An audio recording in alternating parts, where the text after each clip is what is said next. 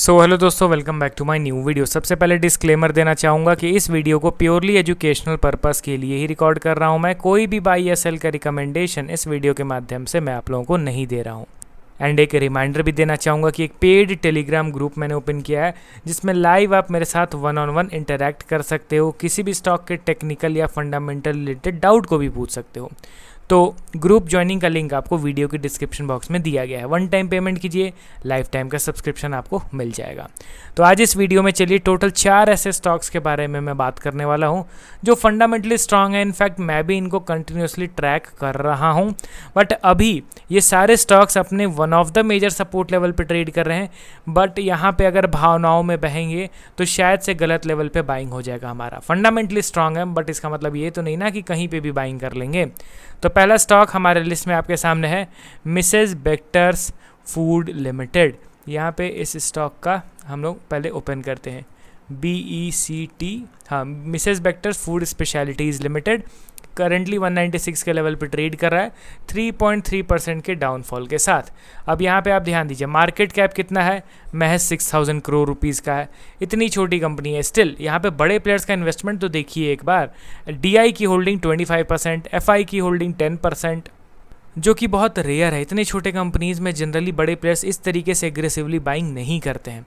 Public का share holding लगातार गिरता जा रहा है, 23% से गिर के अभी 15% पे आ चुका है पब्लिक का शेयर होल्डिंग।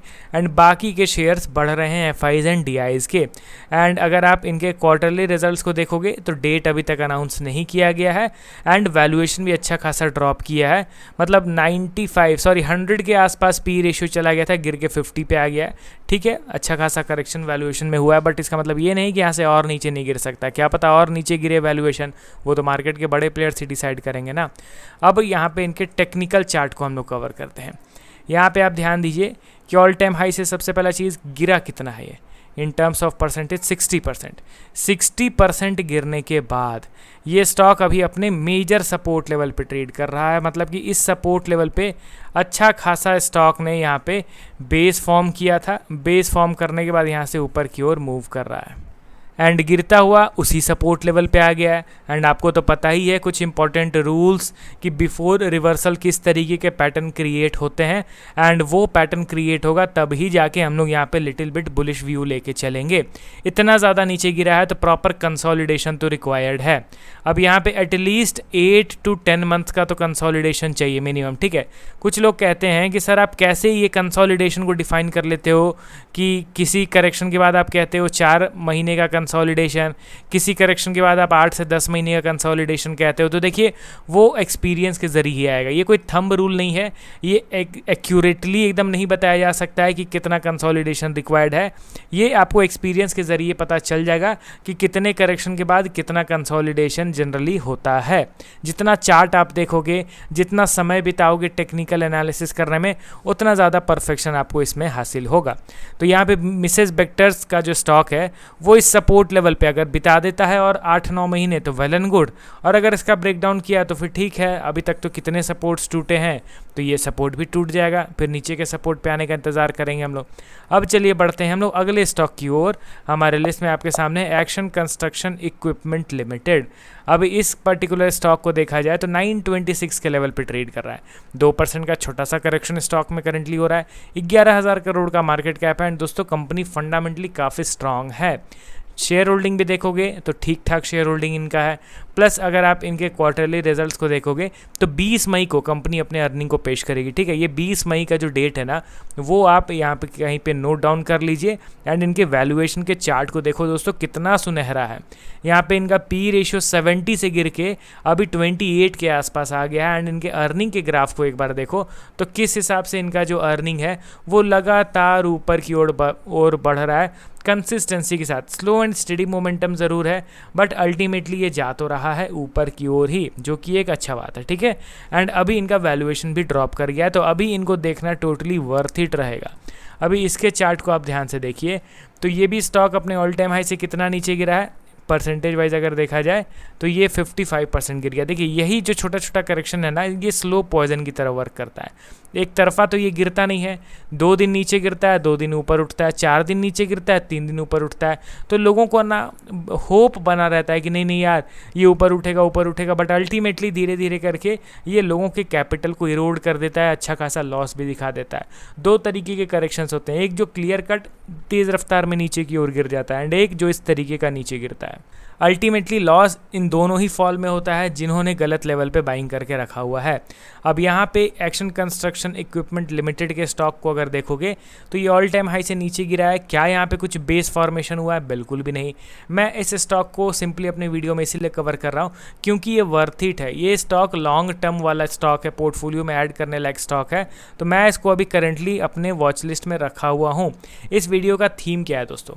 ऐसे फंडामेंटली स्ट्रॉन्ग स्टॉक्स जो अभी परफॉर्म नहीं कर रहे हैं बट लॉन्ग टर्म में अच्छा परफॉर्म करने का पोटेंशियल रखते हैं, उन स्टॉक्स के बारे में मैं बात कर रहा हूं।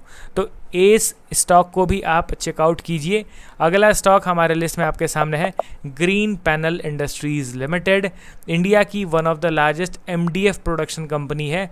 एमडीएफ यानी कि मीडियम डेंसिटी फाइबर बोर्ड में अच्छा खासा प्रोडक्शन ग्रीन पैनल इंडस्ट्रीज करती है एंड आज नहीं तो कल एमडीएफ का जो कंजम्पशन है इंडिया में, स्पेशली डोमेस्टिक मार्केट में, वो अल्टीमेटली बढ़ने ही वाला है। इंडस्ट्री एनालिसिस के जरिए ये मैंने रिपोर्ट पढ़ा है। ग्रीन पैनल इंडस्ट्रीज को देखा जाए तो 221 के लेवल पे ट्रेड कर रहा है एंड भारी भरकम करेक्शन हुआ है दोस्तों। इसमें 2700 इसका मार्केट कैप हो गया, जो एक टाइम पे बहुत ज़्यादा मार्केट कैप था। बहुत ज़्यादा मीन्स 5000-6000 करोड़ के आसपास तो था ही, मैंने देखा था आई गेस। अब यहाँ पे इसके प्राइस चार्ट को भी आप देख लो तो इसका ऑल टाइम हाई कहाँ पे था? 600 प्लस एंड वहाँ से गिरता हुआ ये 170 के आसपास आ गया। तो बहुत अच्छा खासा बड़ा करेक्शन तो स्टॉक में हुआ। रिजल्ट क्यों स्टॉक नीचे गिरा? अनऑर्गेनाइज्ड प्लेयर्स के द्वारा एंड चाइना एंड बाकी के जो कंट्रीज़ है वहाँ से एमडीएफ बोर्ड को जो डंप किया गया इंडिया में, उसके चलते इनके जो प्रॉफिट मार्जिन है ना वो तेज़ रफ्तार में श्रिंक किए एंड अल्टीमेटली प्रॉफिट इनका नीचे गिर गया। यही मेन रीज़न है कि इनका जो स्टॉक है उसमें इतना बड़ा करेक्शन हुआ। वाई? क्योंकि लगातार इनके अर्निंग्स नीचे की ओर गिर रहे हैं। यहाँ पे इनके अर्निंग के आप बार को देखो तो किस हिसाब से इनका अर्निंग पर शेयर नीचे की ओर गिर रहा है, ठीक है? यही इसका मेन रीज़न है। प्लस अभी के इनके रीसेंट क्वार्टरली रिजल्ट्स को देखा जाए तो 15 मई को कंपनी अपने क्वार्टरली रिजल्ट्स को पब्लिश करेगी। देखिए रिजल्ट्स खराब आ रहे हैं, बहुत तेज़ रफ्तार में इनके प्रॉफिट्स गिर रहे हैं। स्टिल क्या बड़े प्लेयर्स होप खो रहे हैं? बिल्कुल भी नहीं। इनफैक्ट बड़े प्लेयर्स तो और ग्रैब कर रहे हैं स्टॉक को। यहाँ पे आप देखिए तो डीआई का होल्डिंग 21% से बढ़ के 28% हो गया एंड पब्लिक का होल्डिंग 21% से गिर के 17% हो गया। एफआई का शेयर डीआई ने खरीदा, पब्लिक का भी शेयर डीआई ने खरीदा एंड डीआई अक्सर less valuation and worth it quality stocks को बाई करते हैं।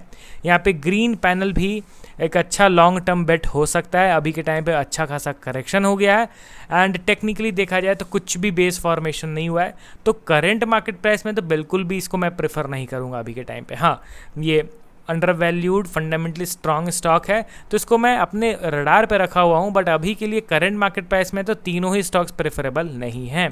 तो चलिए टोटल 3 स्टॉक्स के रिगार्डिंग हम लोगों ने बात करा। मिलता हूँ अब नेक्स्ट वीडियो के साथ। Okay then, bye bye.